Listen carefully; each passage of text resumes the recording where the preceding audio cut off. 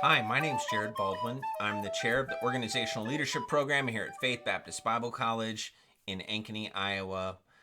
And maybe you're asking the same question I asked myself: why make videos? If you're watching this video, there's a possibility you're either related to me, thanks, Mom, you are a friend or a colleague, or hopefully both. Maybe you're one of my students and you've been watching the uploaded classes that maybe you missed or catching up on. Or maybe you're just curious about the organizational leadership content we're offering here at the college. Maybe you've caught one of my book reviews. More of those are to come. So I like to always start off everything with that philosophical question that Simon Sinek asks, which is why? Start with the why.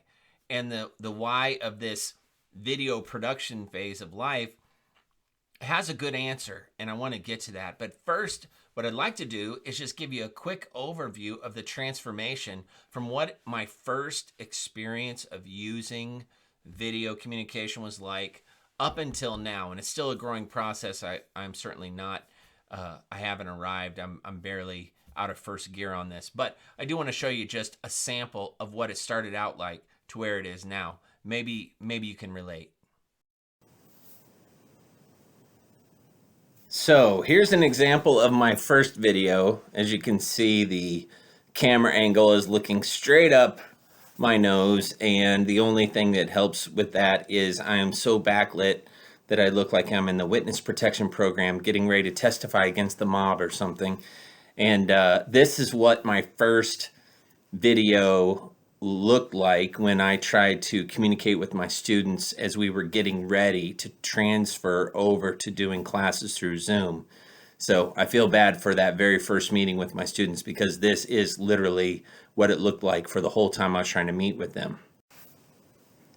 As you can see, when I got to my second round of videos, I turned my entire desk situation around so that instead of having the light shining in over my shoulders, now at least I had some natural light on my face.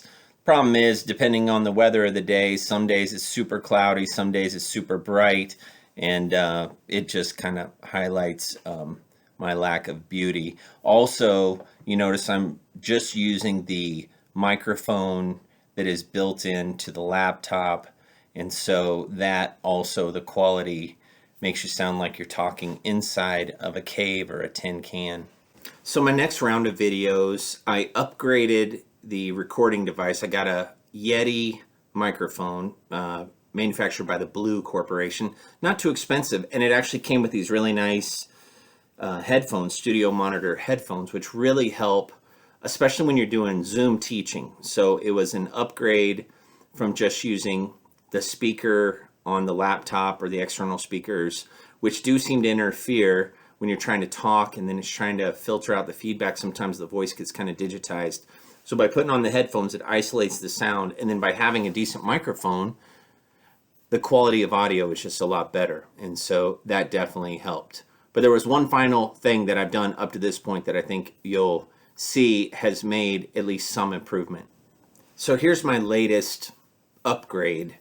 Not only do I have the Blue Yeti microphone, I put it on a microphone stand because it was on the desk, and every time I strummed my fingers, it sounded like I was playing the box drum.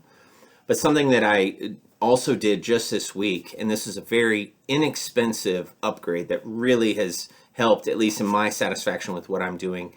I bought a pair of box lights. You'd be familiar with them. They almost look like an umbrella. These are rectangular in shape, but they have a kind of a nylon cover over the front, and they have a big fluorescent bulb inside, and the inside of the umbrella area is reflective, and they're on these stands that can be raised and lowered and articulated and things. And so they were $40 on Amazon. They came in within like 2 days. They even come with sandbags you can put on the bottom so they don't tip over. And that front light has really helped me at least have some more confidence that what I'm trying to do when I'm speaking to the students in our classes, when I'm doing videos, then it's going to be a lot better. Now I'm going to take these headphones off, and I'm going to talk about the why. Why in the world would I put any time or any money into doing these videos? So here's the why behind these videos. Why do I do them? Why am I taking time? Why am I trying to improve and grow and invest a little bit in this? My goal is not to become a professional YouTuber. My goal is not to have, 1 million followers or anything like that. This isn't a revenue generating adventure at all. My wife and I were talking about this a couple weeks ago, and she made a very good point. She said, if I moved to a foreign country and I wanted to communicate with the people that live there, I would need to learn the language. That is really a great illustration of what we're going through now. The language is Zoom and online videos. It is important for me to know how to communicate with my students. As a college professor, I'm trying to communicate as best I can.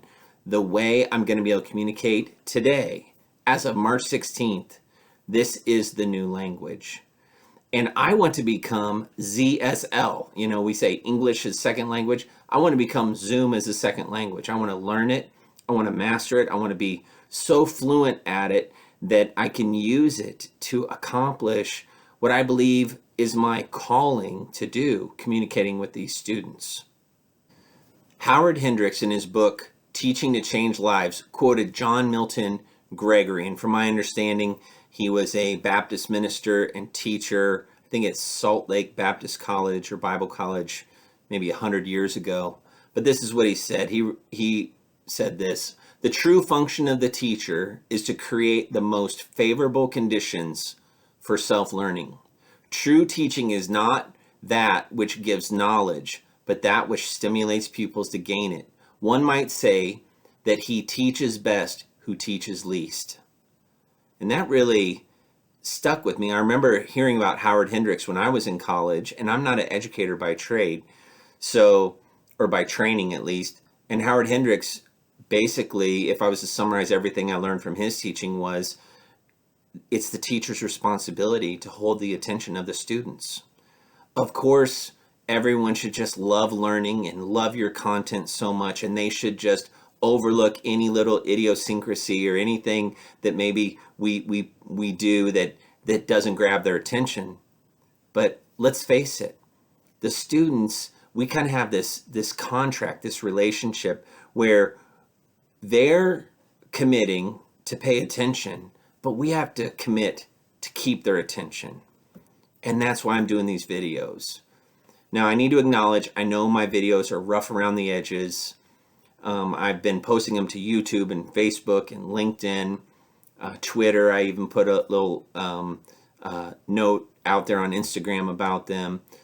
And for me, at least, it's the best way for me to learn how to do something is by doing it.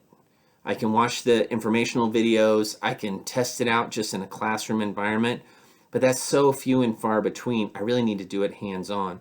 I produced a radio program for years with the help of some great guys, John Collier and Chris Harper, and some of my co-hosts, Lawrence Nangas and Nick Brown, and these guys. We started the first show talking to no audience, not knowing how it was going to go. But 350 episodes later, we really felt like at least we were accomplishing what we wanted to accomplish. Far from perfect, of course, but we were able to do it. Well, we had to go from episode 1 to episode 350, one episode at a time.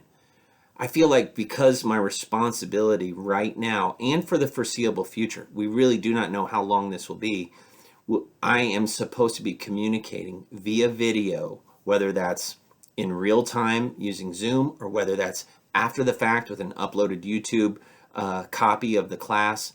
My responsibility is to communicate with my students in the best possible way. So I want to learn.